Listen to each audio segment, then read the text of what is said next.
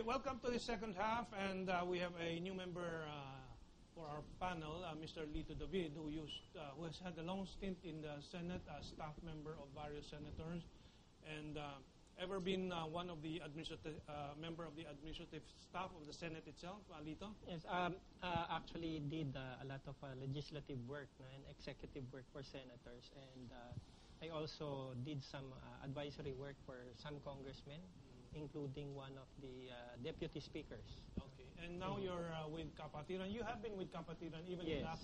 in the last election. Were you a candidate or you were? I was a candidate in 2010 because I don't have any choice but to join the best party there is. While it may be very small, but that's the only honest party that you can find, really.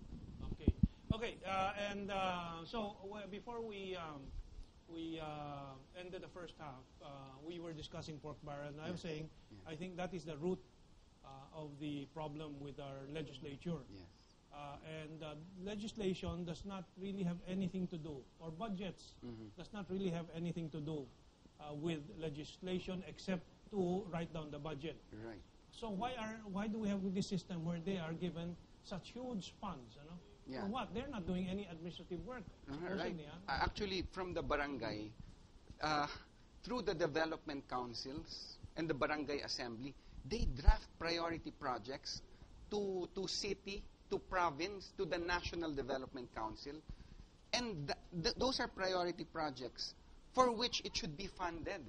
Doon dapat pumupunta yung pera. So, people are not aware, and Andy Rosales has been crusading on this to tell the people, there is a system within the law today, a local government code, where people can participate in making the plans. And to concretize this in a barangay, you have the, what do you call it? Development Council. The Barangay Development Council. And how are the members for this drawn? Multi-sectoral yan. But where do you get them from?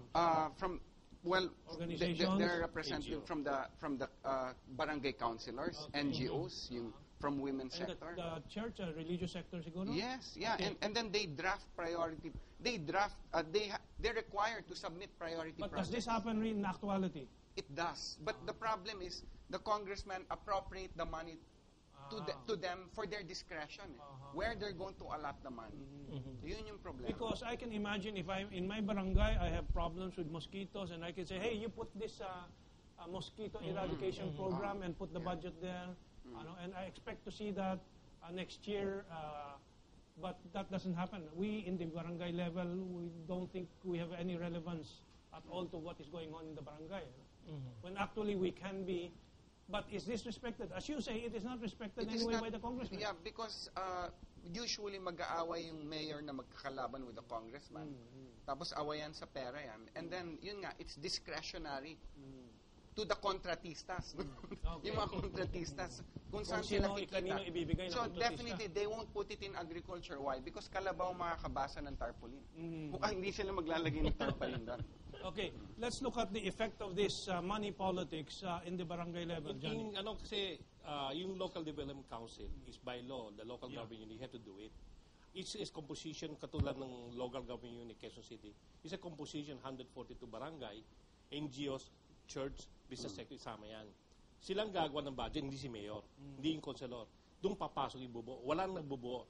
The only mayor I know that gumawa ng ganito si JC Robredo. Siya lang. Jesse Robredo sa Naga. Okay. So makikita mo pati sa local barangay, no? Makikita mo, IRA fund alone. Katulad ng Quezon City, yung Batasan Hills lang eh. Ang Batasan Hills, meron 53 million. Yearly 53 million. Sa barangay. Barangay lang yun. Tapos Barangay Commonwealth, 62 million. Payatas, 40 million. Doon mo makikita alone. Pero hindi pa kasya para sa barangay captain. Sabi mo, humihingi pa ng more taxes. Meron ako nakausap sa barangay chairman, trabaho daw nila, magtaas ng buwis eh. Sabi ko, tama mo yung sinasabi mo. You should help the people. We should induce people to go into business, not to discourage them. Doon makikita yung ibang orientation nila eh. Sa kanila, utak nila, fundraising eh. Kumita. Yun ang sinasabi na fundraising. Ang masaklap dyan, yung mga barangay tanod, before I ran, 3-5 tayong allowance nila yun. Tapos, 3,500 a month. When they found out that I filed my COC, naging 5,000 na. Isipin 5,000, paano mabubuhay yung barangay tanod? Kaya ang bantay sa lakay, di ba? dapat gawin mo, kasi number one violator ng minimum wage is also the barangay. Makikita mo lahat yung violation, pwede basta gumawa ng pera. Yun ang problema. As any business sector ngayon, may pupuntahan ka, may barangay clearance, may IRA fund na, humihingi pa ng pondo sa'yo, humihingi pa ng pera sa'yo, parang they keep on charging fees. Walang katapusan yan. Never ending to. Well, so back to the pork barrel of senators and congressmen. You have any comment there, Lito? When the president ran in 2010, he promised to reform all this. Any particular reference to pork barrel? Do you recall? Yeah. Well, he wanted zero-based budgeting. What does that Then mean? line by line budgeting. That's the usual practice in corporations. No? You do zero-based budgeting. Ang assumption doon is you're doing away with the pork barrel. Kasi kung magsi-zero-based budgeting ka, doon mo dinedetermine lahat ng pangangailangan. Nakalista na. May built-in system, yung sinasabi nga ni JC. We still have the regional development councils that is still operating under the tutelage of NEDA. Is there a law that gives legal cover for the pork barrel? It's part of the there's really no law. It's part of the powers of Congress, no? Having the power of the purse, no? And they put it inside the GAA. But isn't that can't a question be raised that they are budgeting for themselves, and that would not be appropriate from a common sense point of view? That is conflict of interest. Well, they can always say that that is not for them. It's for their district. It so happened that it is in the form of a lump sum. But again, you go to their functions in the Constitution. They're not supposed to be administering anything for their district. They're just supposed to be making laws. Yeah, Yes. A case can be made. Ang contention lang naman nilang sasabihin doon is wala naman kaming hinahawakang pera. We only recommend projects based on the allocations that we get. But then we can counter by saying that's why there's a regional development, barangay development. Wala na kayong pakialam dyan. Itong mga taong bayan ang magsasabi niya. Can we bring this up to the Supreme Court on that basis? The lawyer? I think it's really a matter of who has discretion over those funds. Yeah, but if it's zero-based budgeting, may discretion pa ba yan? Dapat wala. Dapat wala. Zero-based, dinedetermine mo. Every year, dinedetermine mo yung bagong... A case can be made, I suppose. Yes. And it para bang you're the head of a corporation and you hold the funds, but there are already budgets for the different departments, and you opt to hold the funds and to just spend it the way you want. I think Johnny wants to add to that. Yun ang malaking problema sa Quezon City. Kaya hindi ka lang hindi mo na kailangang tumakbo ng konsehal. Barangay chairman, mayaman ka na, di ba? Lalo nga kung maging mayor ka, kaya nga si Raulo yung tumatakbo ng senator sa congressman sa Pilipinas. Run for Quezon City. Barangay. Mayor lang. Oo, hawak mas mo na malaki lahat. pa. Oo, mas malaki. 3.6 billion. Meron kaming sa budget ka ni Mayor ngayon, meron siya 30 million na confidential expenditure, intelligence fund. Napakaraming MP sa Quezon City. May 90 million donation. Meron pa siyang 300 million ngayon na personal benefit. Ang empleyado na pinapasweldo, 8 million lang. Pero ang personal benefit is 300 plus million. May lump sum appropriation, 400 million. May CDF fund, 500. Alam mo, mapapagod ako eh. Ang masaklap dyan, in the last 10 years, there are 2 mayors. 12 years na yun, 2 mayors. Belmonte sa Kachan. Parati sinasabi, mahal nila mga mahihirap. Mahal daw nila. Makikita mo, yung lahat ng budget nila, ang nilagay na socialized housing is 250 million. Out of almost 100 plus billion. That's only Over the past 10 years. Past 12 years. 12 years. 12 years yun. So makikita mo, in housing sinasabi, wala. Baka mali ang dinig natin. Mahal sa mahirap sila. Tama ka. Expensive to maintain them. Oo. But that's the point eh. Ang mga mahirap, dapat intindihin nila. Sila yung sinasabi ng cost eh. Dapat sila, huwag nila ibenta yung boto nila for once in their life para maging bayani. Katulad ni Andres Bonifacio, he sacrificed for the whole country. Kayang gawin kung gusto nila eh. And they will be the one to dictate kung sino gusto nila maging mayor, kung sino maging councilor. Hindi yung puro But this pork barrel is like a cancer. If you don't have a drastic action like chemotherapy or surgery, which is like a revolution to my mind, in the social political context. Hindi ka makakapagsimula ng recovery Tama kasi yan, tama yan. nakakapit na yung mga A lot cancer. of us are expecting a lot from the poor to deliver good votes. But the problem is malnutrition, natamaan na sila. Bata pa lang. Malnutrition, maleducation, and so on, and then entertainment na sinasadya na palaganapin, kontrolado ng you're both from the religious side of the political movements, the Catholic side. And I was citing to Lito David before we started the program that I wrote a front page story. Pairam nga nung kopya nung opinion dyan, where the Pope, in his Christmas message, the last Christmas message, lambasted the unregulated financial capital and called for a new economic order. Here, this is, if I may plug my own writing, and I'm not Catholic, although I was baptized one, I'm not religious, but I saw, it says here, heed the Pope, pakinggan naman natin, yung sinasabi, and he has called for a new economic order, and I bring this up because our media, for example, is controlled by big capitalists who use it to protect their interest, and they use entertainment, the wriggling girls on lunchtime shows of one senator, and so on, to keep the masses injected with entertainment opium na makalimutan yung gutom. I talked to a taxi driver, sabi niya, hindi, nagmamadali ako, pupunta ako doon sa one of those shows ni Willie the Villamet. Baka manalo ako ng isang bahay. Instead of expecting social programs from our state or our government, they're hoping to win out of 1 million who probably participate there in an entire year. And how many houses are given out? 365, assuming kung bawat araw merong isang bibigay na bahay, pero milyon ang walang bahay. Itataya pa niya sa isang politiko. Yun. Itataya pa sa isang politiko. Well, yeah, Johnny. All of these problems is, nakukost yan because we have a very weak COA. Commission on Audit. Yes, and a very weak ombudsman. With all the expose, katulad Manila Seedling, the property is owned by NHA. National Housing. In-auction ng city government, tinax ang Manila Seedling, hindi mo sila may-ari. Tahimik ang NHA. They been taxed heart center, kidney center, lung center, for what? Under presidential decree of Marcos, that should be tax exempted. Pero wala silang pakialam. And recently, kinuha nila yung kidney center na property. Kinuha na ba? Kala ko may dispute pa yan. May dispute, pero may dispute. Pero pag nakita mo, parang lutong Macau na yan. Kitang-kita naman natin yan. Very glaring eh. Ang masaklap dyan, ang sinasabi nila pagbabago, tunay na bang pagbabago? Yun ang question para natin. Look, with all the expose, kaya namang ayusin ng COA saka ombudsman. Silipin lang, makikita man nila kagad yan. Yung ghost employees Quezon City, dami na eh.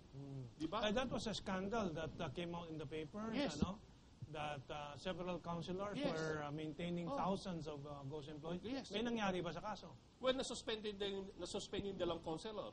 And then bumalik na ulit? Bumalik na ulit. Sino yun? Para malaman ulit ng taong bayan? Roderick Paulate saka si Ray Calala. Artista na naman, and Ray Calala, tomador.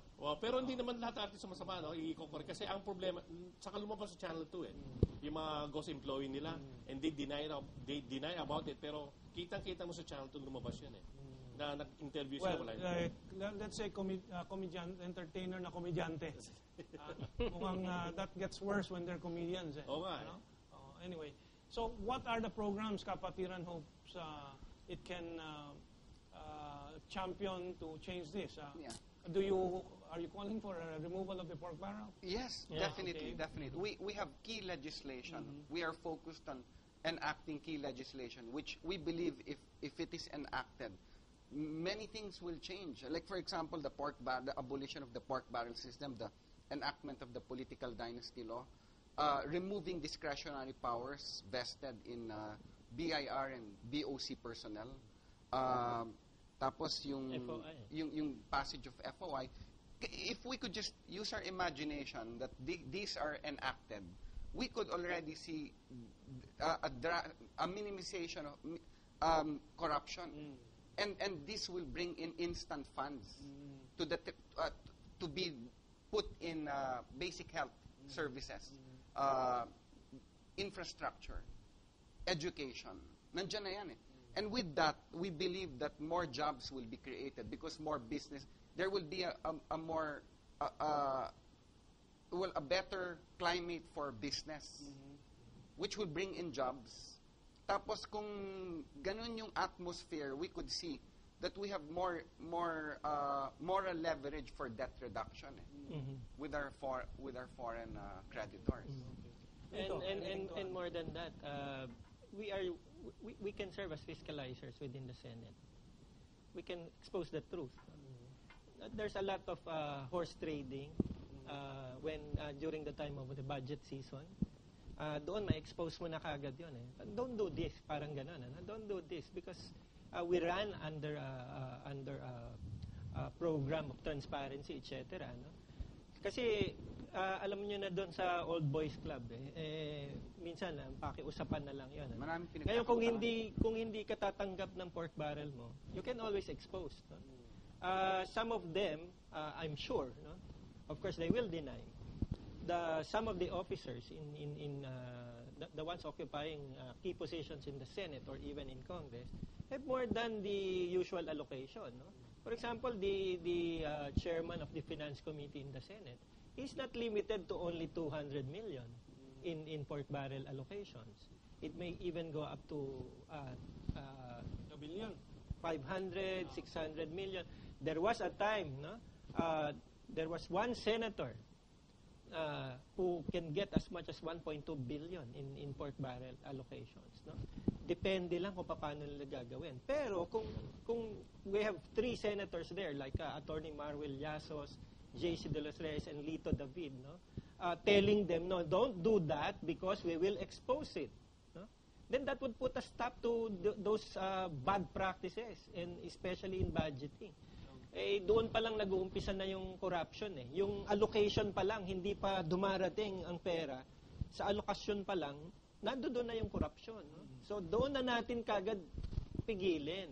No? Huwag na natin hintayin doon sa naka-allocate na, tapos yung sa expenditures pa natin ihintayin. No? Before we go to Johnny, you're from UP or Ateneo? UP Public Administration. Public Administration. Because I was asking why they have the Atenista na trained ng Jesuita na si Bushabad. Why education from Ateneo does not prevent him from living with corruption so comfortably. Ano? Anyway, I wanted to get a dig at this. Anyway, my dad, before he died in 2006, yung huling poem niya is, Ateneo, paano ka naging pugad ng kawalang hiyaan? Oo, kasi switik ang kanilang tinuturo doon. Incidentally, yung distrito ng asawa ng chief ng budget, no? Yung si Dina, Abad? Oo, sa Batanes. For last year, they got 500 million, and it has only a population about 20,000 yata doon. How come they have 500 million nung binabatikos in ko pork yung si barrel? Butch Abad, sabi ni Dina sa mga kaibigan ko, anong pakialam ni Mentong dito? Kasi naamura ko yung asawa niya na, kala ko para sa taong bayan tayo, bakit ikaw sumusuporta doon sa Omnibus Power Bill pa noon na naging EPIRA?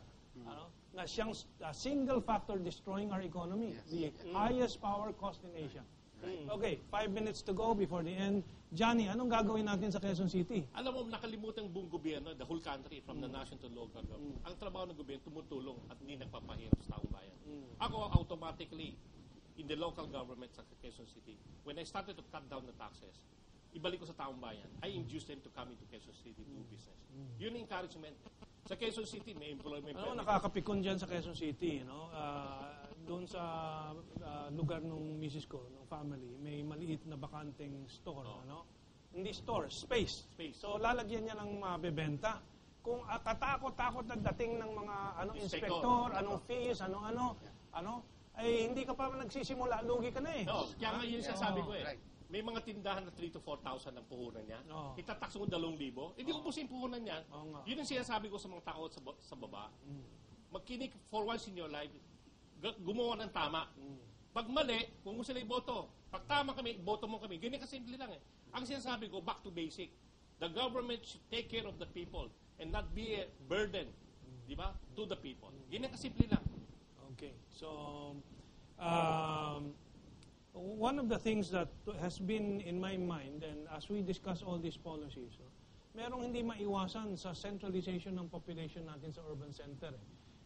Dumadami ang tao sa administrative effort to keep order in these mega cities, na yung mga taong nag-aasikaso niyan, yan yung mga barangay captain and so on, sobrang malaki ng kinakain sa resources to keep maintaining this concentration of population. So, I think essential to a national program is dispersal of livelihood industries. And at the same time, the global economy cannot sustain these megacities. Food production is being left, at least in this country, pinababayaan ng food production. We become a food importer and import dependent. When we should be producing more food for ourselves, di ba?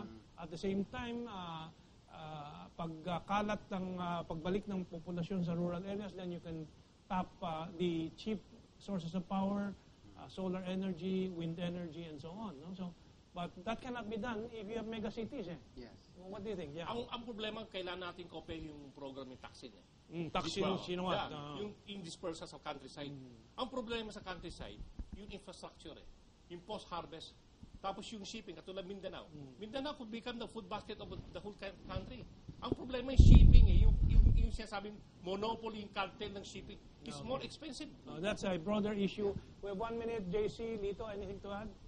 Anyway, we need to change the way we change. We need a new paradigm. And if we could just enact those key legislations I mentioned, many things will change. Okay. Lito? Well, stop this craziness. No? If you could keep on voting for people na hoping, the same people hoping na mayroong pagbabagong mangyayari, kabaliwan po yun. Kaya siguro, pagkakataon na natin ngayong taon na to, na iboto naman yung iba, baka naman meron talagang tunay na pagbabagong mangyari. Okay. Johnny? Ito yung panawag na sa mga buong Pilipinas, is hanggang sa national, hanggang sa local. Bumoto ng tama. Huwag ka bumoto ng mali. Basta bumoto lang ng tama. Huwag ka nang makialam sa ibang mga issue. Bumoto lang ng tama. Makikita mo naman kung anong orientation yan eh. Pero pag nakita mo ang habol niya, ay pork barrel, puro ganyan, wala na. Last 10 seconds, you have a website, ang Kapatiran? Yes, it's www.kapatiranparty.org. Okay, very simple. And again? Facebook, Better QC. Silipin nyo lahat yan, makikita nyo. Okay. Ang pinakamayaman ng city is Quezon City. Pinakamataas ang buwis, Quezon City. Okay. In the next few weeks, I hope we will have more of the honest political fighters and keep tuned in so you get to know them. Maraming salamat po sa inyo lahat and have a good weekend. Maraming salamat, JC. Thank you. Johnny. Thank you. And Lito. Saludo na lang. Malayo. Okay. And salamat kay Marwil. Liasos. Okay. So, and good. So,